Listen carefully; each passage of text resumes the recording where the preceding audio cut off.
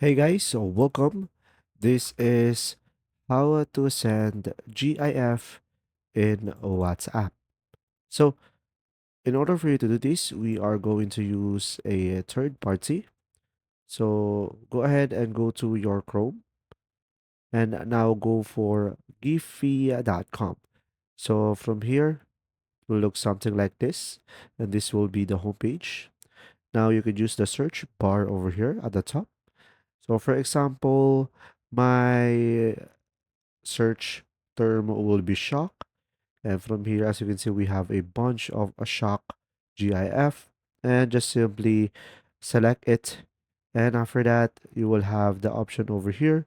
So from here, select the paper plane icon on the GIF and you should be able to see share GIF. And now from here, you could just simply go for more. And after that, you could go for WhatsApp. And from here, you should be able to send it to your messages. And there you go.